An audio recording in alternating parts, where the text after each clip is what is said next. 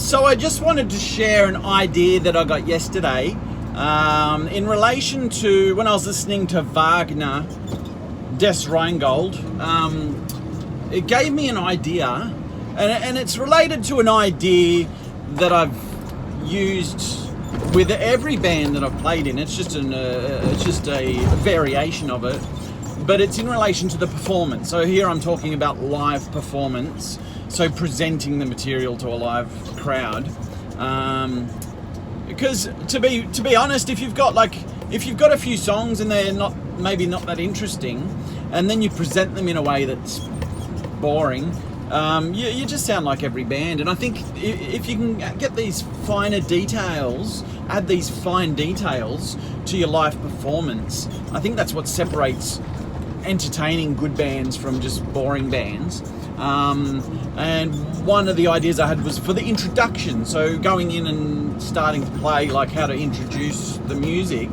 The most common way to do that, obviously, is with the opener. So you always hear that expression, that's a good opener. Oh, I liked your opener. And it's always a high energy song, like been a long time to rock and roll, and you've got this like high energy, kick 'em in the butt sort of opener.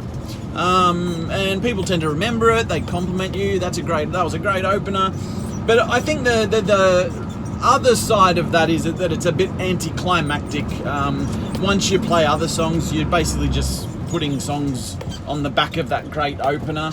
I prefer another method, which is not used as often, which is to start out silent with nothing, and then gradually just bring in the sound very gradually and build up the intensity, which is extremely effective. And when we used to do this, no matter what band it was, we would do this in various ways. We'd always get a lot of feedback about how they loved the introduction, because I think what it does is, rather than kicking them in the butt sort of thing and going woo at the beginning, which is fine, it sort of builds up people's anticipation, and it's a bit more like people sort of going, are they playing? What's happening? Like, what's going on? Their ears prick up. They start to pay attention and anticipating what's going to happen next, which I think helps to take them on a musical journey if you introduce the music like that. Classical music does it a lot, but there are definitely rock bands. It's not done as often, but it is done. A couple of good examples: Pink Floyd for sure. If you think about Dark Side of the Moon, it's very, very quiet, comes in, and it gradually builds up. And they do that all the time. Like Wish You Were Here, the first song, Shine On Your Crazy Diamond. They always use that for an opener, and that's the same. It's really quiet and just comes in Momentary Lapse of Reason with Signs of Life, they do it again on that album, and they do it again on the last album. So the Pink Floyd are always doing it that way. And it's funny because you put on a Pink Floyd CD, and sometimes you wonder, is it playing? Like, what's happening? And then you finally hear it progressively come in. The ways I thought we could do that would be, just to give some examples of how we used to do that. One was Misraloo. We'd have a keyboard player play the strings, and then I'd have like a delay with a volume swell on the guitar, and just play it really slowly. So it'd be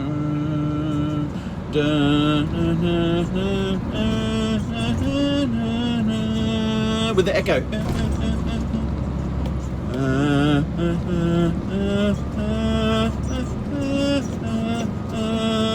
And when the chord change comes in,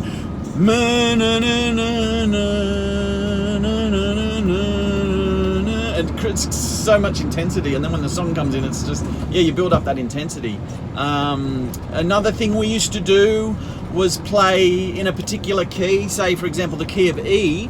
The bass player would have a delay, and I'd have a delay, and we'd both volume swell random notes, just improvised notes, but we made sure we stayed in the key of E, or whatever key it was, key of E.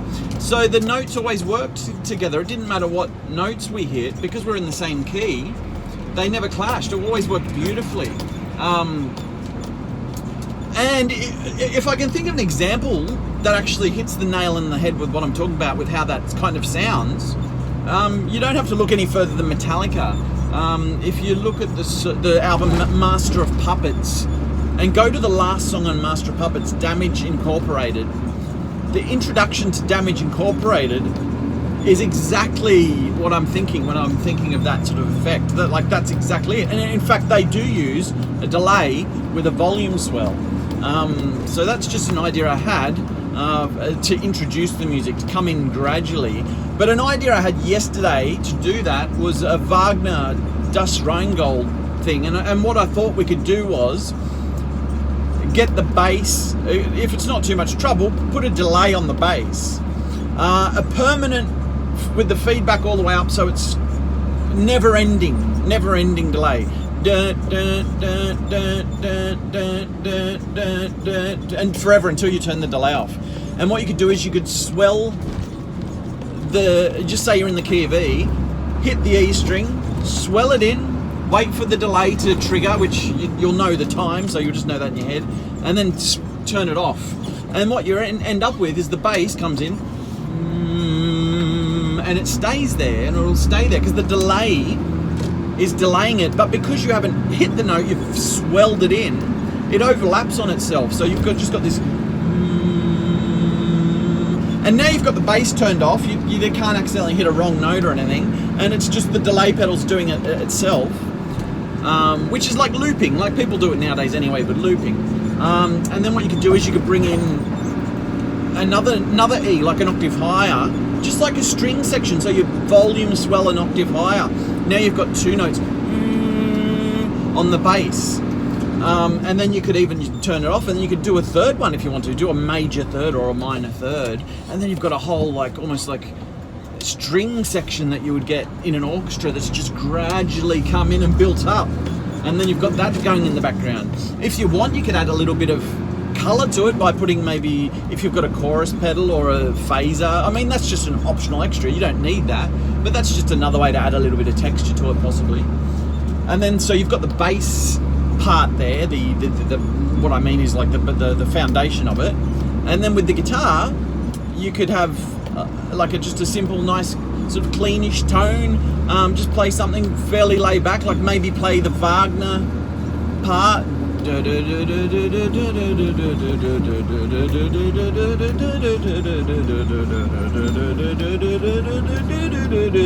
which sort of progressively gets higher, like a wave almost. Or if you didn't want to play that, you could just do your own volume swells with the echo.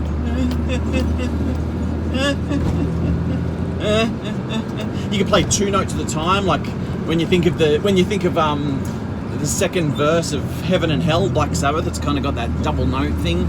I love that part, Heaven and Hell, the second verse where the guitar, whatever he's playing there, amazing. It's got so much feel in it for just a rock band. They create so much feel.